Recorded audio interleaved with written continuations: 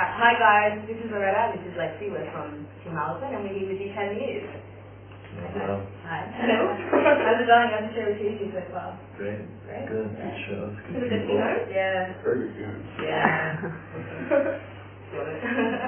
So, how's this flight? Long flight, or is it something that you've gotten used to?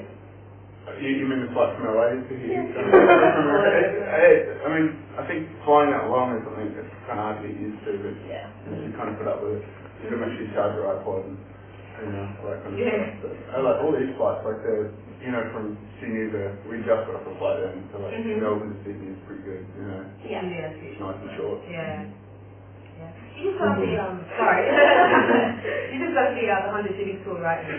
How was that for you? How was it to work with different bands or like that? No, it's excellent. I mean, obviously we've toured with Fallout quite a few times, so it was on a bit of a different scale than what we used to do with them. But with Cobra Starship, who was opening up the tour, we were good friends with Gabe before, and we knew those guys, and Plus 44 turned out to be great people, and Paul Wall was great to have on that tour too. It was definitely a fun tour.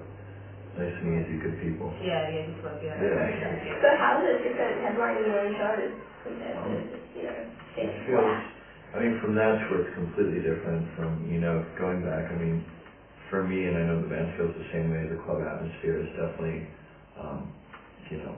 a very fulfilling atmosphere where it's the show, and it's definitely that whole 50-50 split with the crowd, and which is a bit different from the tour, which is nice because it's completely polar opposite. Not saying one's necessarily bad or one's better, it's just completely different,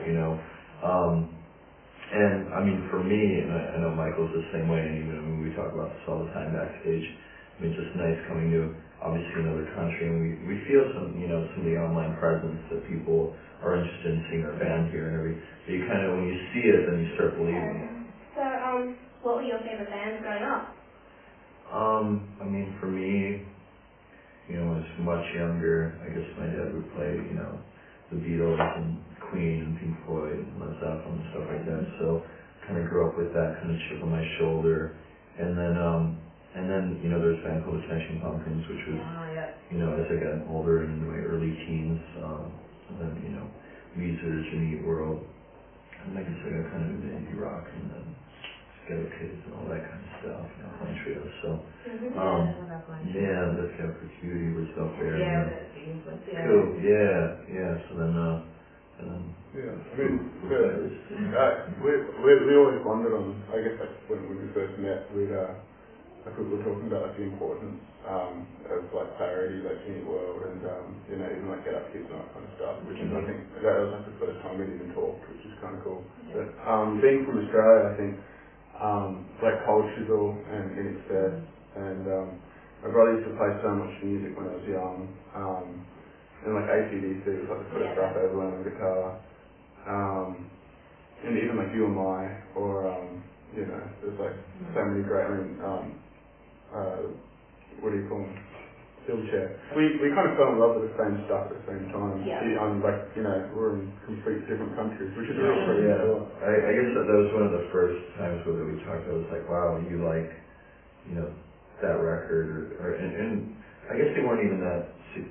They weren't that big of records, right? But somehow, someone across the other side of the ocean. So the song Black Mamba, how it has a lot of lyrics, how the media and how you guys felt about them. Did you want to sort of talk about that? I guess me and William, we put out like an EP, and I think we were still in high school at the time, and you go through this thing, and now everything kind of changes as you get older, you get wiser, and you start seeing that stuff doesn't matter. By the time you have the which in some degrees I still feel the same.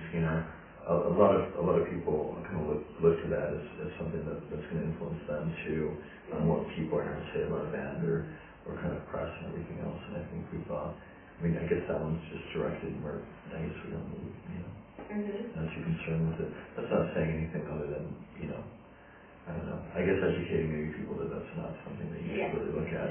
Because a lot of the bands I loved and grew up really got really bad reviews and didn't really always press it like them. And at the end of the day, they became people's favorite bands and bands that I love. moment isn't exactly what maybe you should, you know, and I'm not saying everyone does this, I mean, it's a hard one, isn't it? I mean, we can talk about all day why things happen, but I guess a good example is like Pinkerton, like, I love that record, and I remember it coming out and people just being like, you know what I mean? I'm just like, that's like my favorite record, you know? So I think you have those attitudes, and then, you know, you have like the, you know, press darling kind of bands. That's cool too, and whatever. Yeah.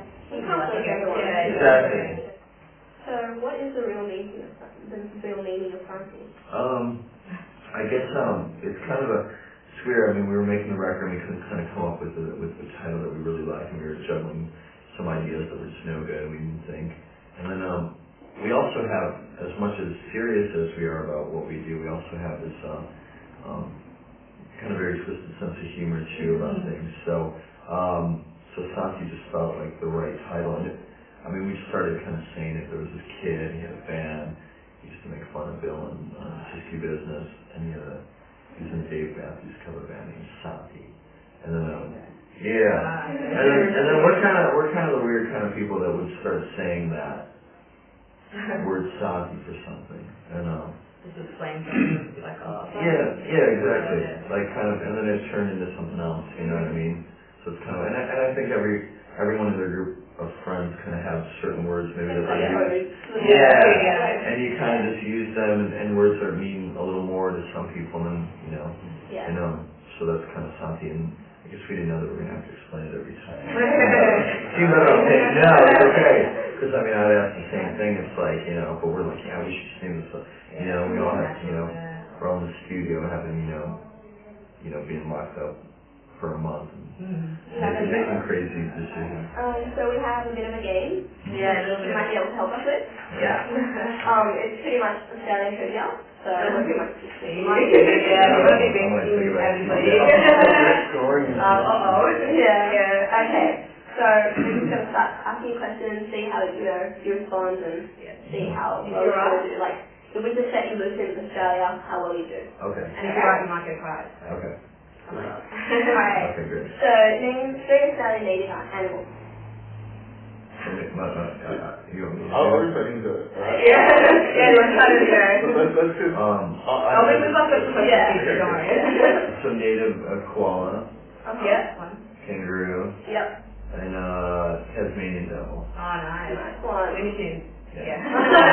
Okay. pretty good. Yeah. So 2 Australian bands. AC/DC and Silverchair. Good work. Staples. Yeah. What's the capital of Australia?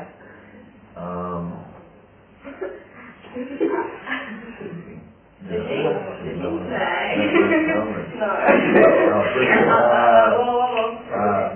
Wow. It's so bad that I don't know this. It's pretty out there. Is it Brisbane then? It's no city I've been to. We're not going there. It's really boring. Yeah, it's really boring. It's really boring. It's in the top 10 boring places ever. Sorry. In the world.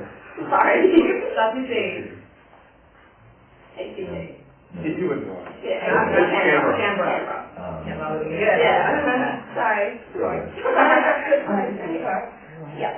Okay, so, well, thanks for joining us. Yeah, no, we think about that.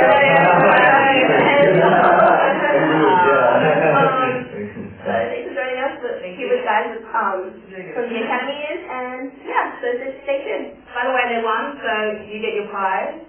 We'll help you out one. On the plan. Yeah, there you go. Thank you guys. Thanks a lot. The geography